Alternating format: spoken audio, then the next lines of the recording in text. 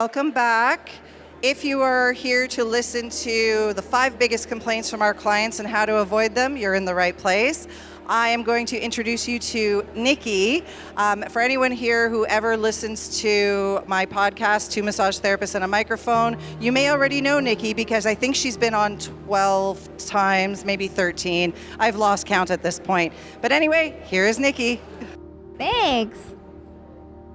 Can you guys hear me? Oh, I can hear me. Okay. Hi, everybody. I'm Nicki. I'm a massage therapist in nearby Toronto.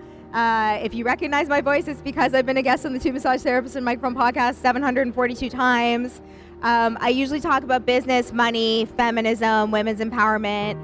And today, I am here to give you an excerpt from my course. It's called Make Money as a Massage Therapist. You can guess what it's about. And I have summarized the most common complaints I hear from clients. So I still call them clients. I know we're supposed to call them patients. Old habits die hard.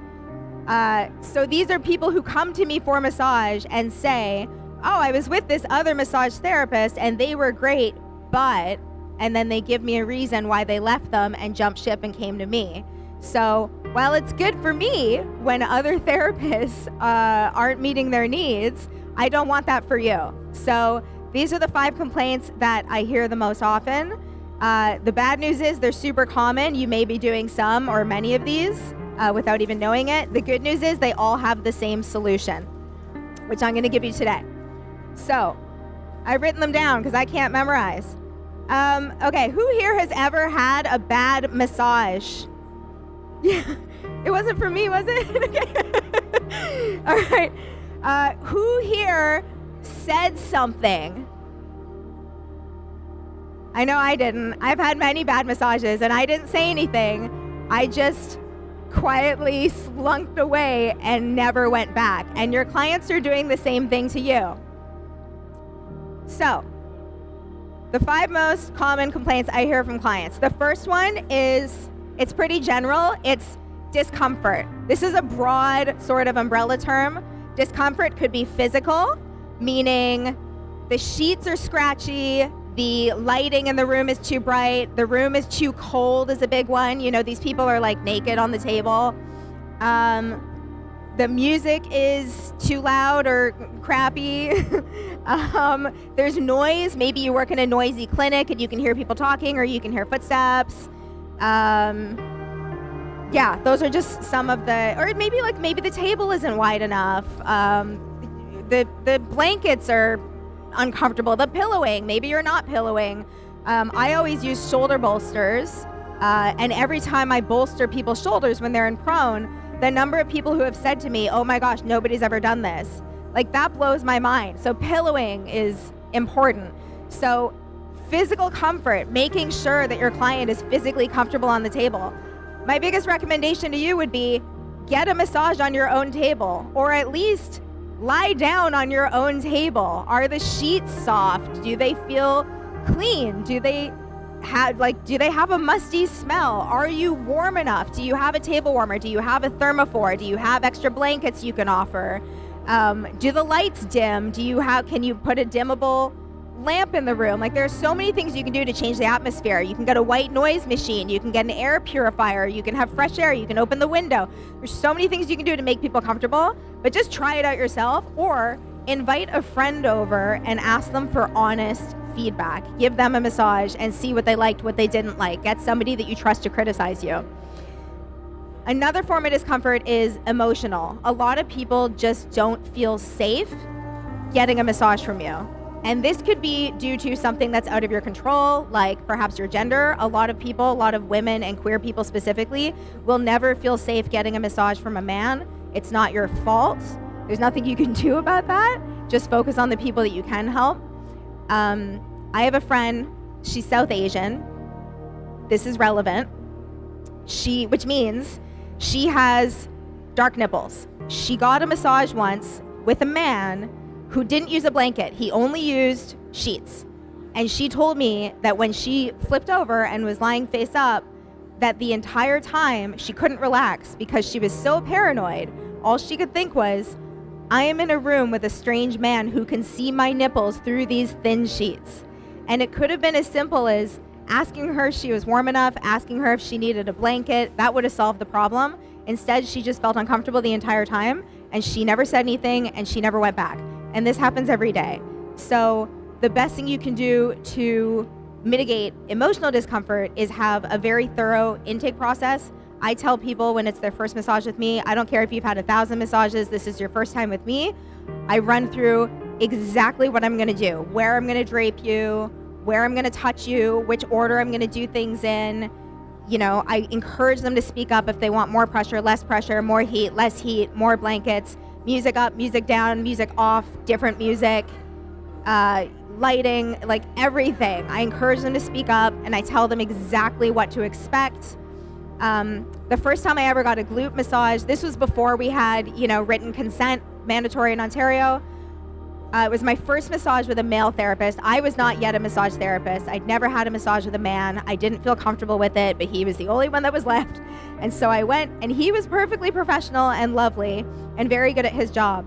And he gave me a glute massage without my consent. I'd never had a glute massage. I'd never had a massage with a man.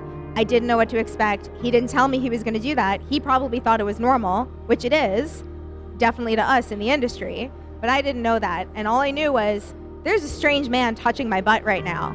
And I was really uncomfortable with that. And that could have been mitigated with informed consent and a thorough intake interview. I love glute massage now, but at the time it was nerve-wracking. So that's sort of the big umbrella complaint, is just physical and emotional discomfort. The second most common complaint is not addressing their chief complaint. If somebody comes to you and they say, I woke up this morning and I couldn't turn my neck, and you spend 45 minutes on their feet, they're probably not going to be very impressed with that. I had a massage once where she asked me, what my chief complaint was. I told her low back pain. This is the one area that always causes me problems. I just wanted so much focus on the low back. She could do everything, but low back was my main concern. And I will never forget, I was lying down on the table. I was all excited. I'm going to get my massage because massage is the best. I was like, this is going to feel so good. The next 90 minutes are going to be bliss. And she came back in, and when she went to drape my back, it felt like she went down to T12. Instead of, they teach you in school the PSIS. I actually go a little lower than that. But she barely undraped my back and proceeded to give me this massage where I felt like I was half covered, like to my mid back with the sheet. And she gave me a full body massage, and it was lovely. She had good touch. She had good flow. She had good pressure. We chatted. She was cool. And I never went back because she didn't touch my low back. And this is just such an easy fix. Like, ask them why they're there. What is their chief complaint? If they don't have any, injuries or pains, you can ask them, are there any areas that you just really like that you want me to focus on, or any areas that you want me to avoid entirely? Are there any areas where you store your stress or store your tension? Figure out why they're there and address that. And also, I find a lot of people say like neck and shoulders. So I'll run through my entire treatment protocol and I'll tell them, look, I'm gonna do the most, like the bulk of the network at the end when I've got you faced up. So I promise you I've not forgotten about that area. Because if I'm doing a 90-minute massage and I'm doing neck at the end for 20 minutes, I don't want them spending the first 70 minutes of the massage thinking, when is she gonna actually listen to what I said? So I always tell them what I'm gonna do and when I'm gonna do it. It's just an easy piece of communication you can introduce to the beginning of your intake process that can help. Okay, the third most common complaint I hear is timing. You guys know the clock watchers, the ones who say, I had a 60-minute massage booked at noon and you came in at 12:07 and you only massaged me until 12:52 and I didn't get my full 60 minutes. I call them clock watchers. Fun fact, my first and only negative Yelp review was because of a clock watcher. When I was in school, I was taught that you finish like 5 minutes early so that you can get them off the table and get them dressed and give them self-care. And so I did that, and she was not expecting that because I didn't communicate that with her. And she left me a negative review, and it was scathing, and I felt terrible because I was working for a clinic at the time. 60 minutes means different things to different people. If you ask 100 massage therapists what a 60-minute massage means, you're going to get 100 different hours. For some people, that means 60 minutes of hands on the body. For some people, that means including the intake interview and getting them undressed and getting them on the table and getting them redressed and giving them self-care, which could easily take 20, 30 minutes out of the hour. It doesn't really matter what you do. What matters most is that you're consistent and that you communicate it. If you work for a clinic, reception should be communicating this to the clientele, what is exactly included in that 60-minute window. But you should be communicating it directly no matter what. So I tell my clients, this is when we start, this is when we end, this is what's included in that time. And if you want more hands-on time, I don't blame you. You can purchase more time. I am for sale. Also, going overtime.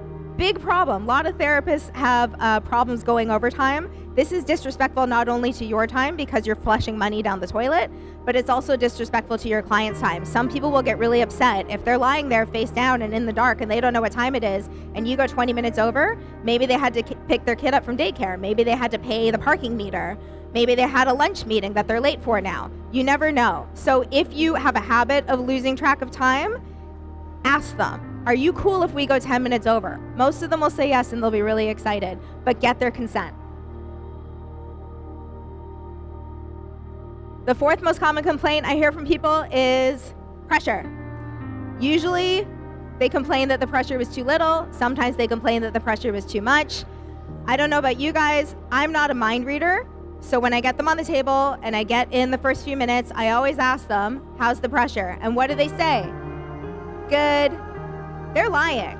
If the person on the table says anything other than perfect, I ask additional questions. If they say good, I'll ask, would you like more?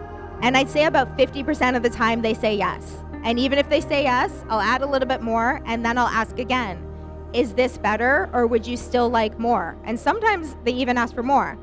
Sometimes I do my first, sweep through, I ask them how the pressure is and they say, good. And then I think, okay, would you like less? And they'll say, yes, please. So watch their body language, watch if their shoulders are doing this, if they're clenching their fists, the way that they're speaking. I keep asking follow-up questions and I keep playing with the pressure until they say perfect. If they say anything other than perfect, I keep asking questions. And I do this every single time. I don't care if I've seen somebody 100 times. I will always ask them, how's the pressure? Would you like more? Because their pressure needs can change day by day. You never know. And the fifth most common complaint I hear from clients, can anybody guess?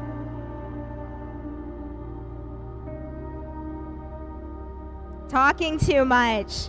I have had so many people come to me and say, I have a massage therapist, I go to her all the time, she's great, but she never stops talking, and I feel rude saying something, and I just want to zone out and relax. So I always tell people, you can talk as much or as little as you want. I love talking during my massage. When I get a massage, I like talking. I love when my clients talk to me, but I will never start a conversation with you that you don't want to have. I follow your lead. I've gotten a reputation for being like the therapist who doesn't talk. People come to me and treat me like I'm a unicorn. They're like, are you the one who doesn't talk? It shouldn't be this rare. You are losing people if you're talking to them without their consent. And they're gonna keep talking to you because they're just being polite. So tell them that it's cool if they don't want to talk. Or better yet, just don't start a conversation with them at all. Wait for them to start it, and then you just follow their lead. So those are the 5 complaints that I hear from clients most often. They're all fixable. The solution to all of them is communication, clear, concise communication, direct, informed consent. And at the end of the day, some people just aren't going to like you. And that's okay. Let them go find somebody who they do like. Everybody wins. There's plenty for everybody. Thank you.